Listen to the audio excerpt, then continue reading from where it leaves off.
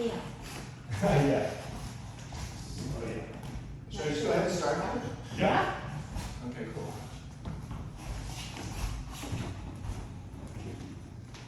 These togas are kind of hard to move around.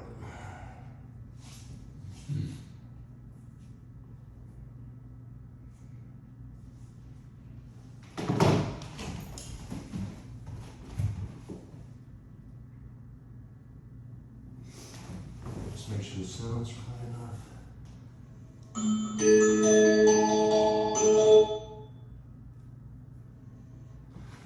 All right.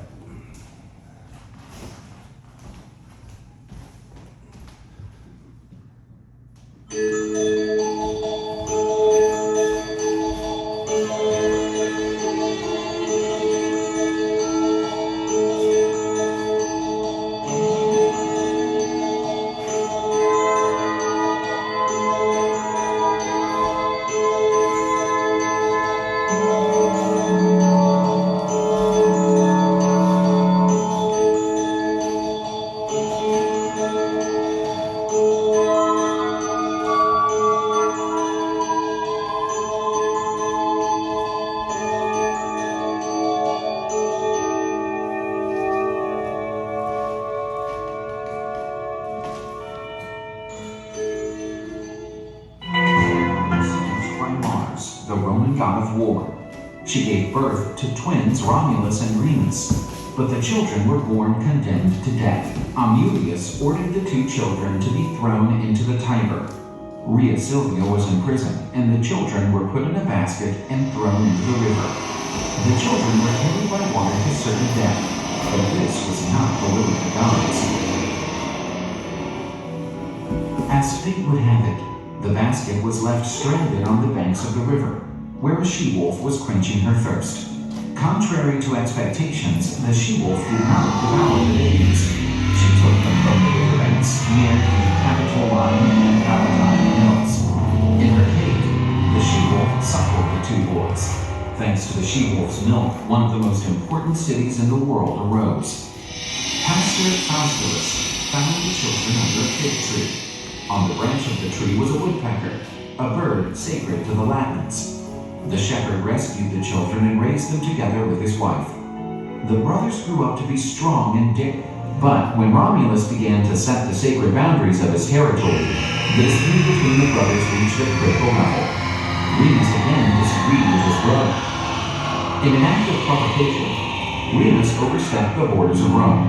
Romulus attacked his brother in a fit of rage. Even though Rome was founded in a brotherly tragedy, it grew and prospered over time. Romulus reigned over the city for 38 years. At the end of his life, Romulus was raptured by the gods and divinized. Rome's founder came to be idolized as the warrior god Quirinius. In the following centuries, Rome became the most important city in the ancient world. A great empire emerged from Romulus's founded city.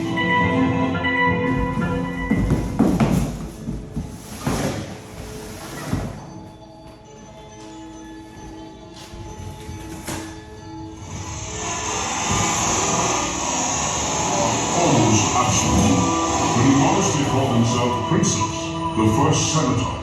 And even though skirmishes with barbarians continued along the borders, inside them, the period of Pax Romana set in, a period of peace and stability that is to last 200 years. The empire experienced an economic upswing. Bread was distributed for free to 200,000. On Augustus' orders, a 500-seat station was built at the very center of the capital, where 3,000 gladiators mimicked sea battles on real sea-going vessels. In Rome, construction was booming, concrete and multi-story districts were growing. Augustus had to introduce unveilings, military skyscrapers to sit forward. And still the citizens were unhappy. They complained about traffic jams, pollution on the walls of the Tiber, and high rents. The golden century of poetry dawned. Maecenas, a quasi-minister of culture, allocated special grants to praise the value of the state. Temples were rebuilt in the honor of Augustus, and even a month was named after him. Thus, the cult of the Roman emperors was emerging. They would come to be venerated alongside Mars and Jupiter.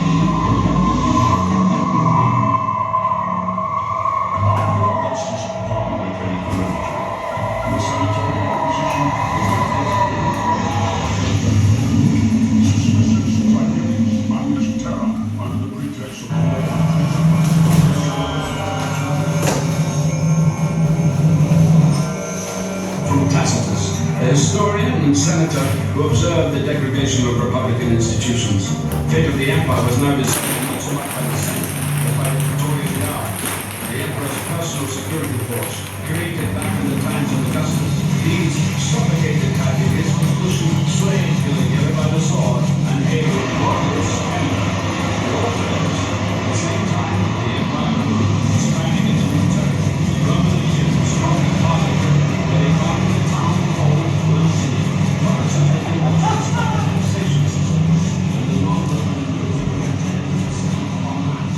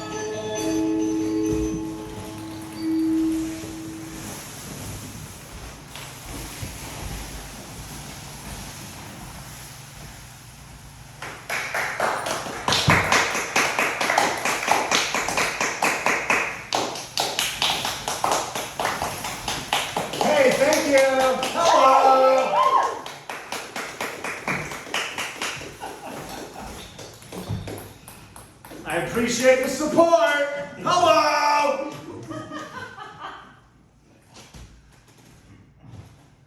All right. Cool. I don't want to take up too much time. Right. All right. BRB.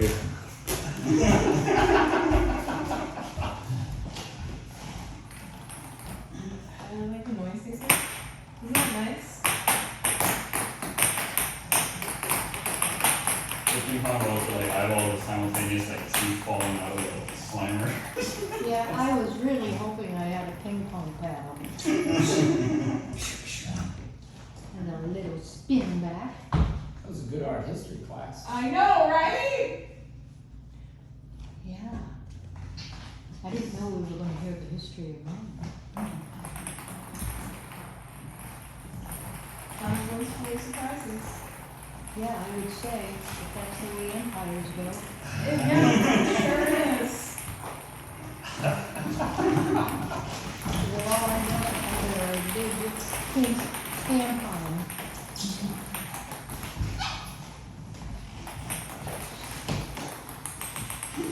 Does he want some help looking at the eye? Oh, yeah. Did he make these? I think you probably bought them. Yeah. Did he? Holy mackerel. Yeah, I think most of John's practice is just purchasable garbage. Pretty much everything in there. You know, I traveled to Tibet once with a guy who, his mom lived here, but he was out in Hollywood and he made all these little, he made all the sets for He major did movies. Waterworld. He did all the Yeah. sets for Waterworld, the miniatures. He made all the miniatures, created them before they actually constructed The big ones? Yeah. Oh, that's awesome. Yeah. He was always walking around creating with sticks and stones, all kinds of little and scenes. Yeah, well, thank you, everyone. Yeah, that was Appreciate it. awesome. Cool. See,